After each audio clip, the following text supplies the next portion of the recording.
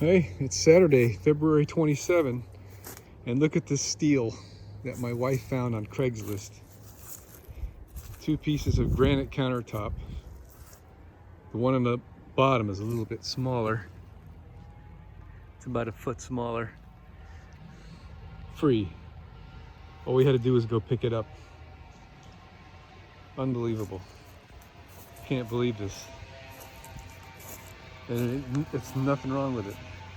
It's absolutely perfect. I can't find a ding in it anywhere. So we're gonna get this a template made for what we need, and we already got it, or Barbara already got the thing figured out where this bullnose edge we don't have to worry about. There's enough bullnose edges for the finished product that we need. We just have to put a couple of straight cuts in this thing and done. And the sink cut out. Isn't that gorgeous? Unbelievable.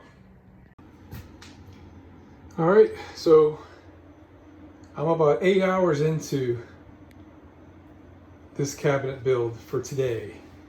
And I already had these pieces, 4 of these roughed out. And that was about it, I guess. And this is the piece I had glued together. Here's the joint. So if you look at this weird shape, this little leg here is to hold the side straight, and that's it, really. This is the bottom of the sink cabinet, and the same thing on this side. And it came out pretty good. It was a lot of trial and tribulations.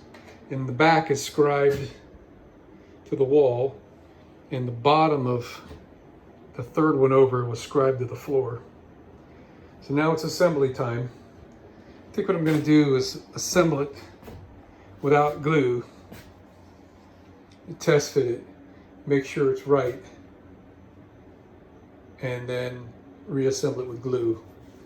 And that'll be tomorrow, because I'm getting pretty tired and it's time to eat pretty soon. So if I can at least get this together, dry fitted tonight, that'll be great.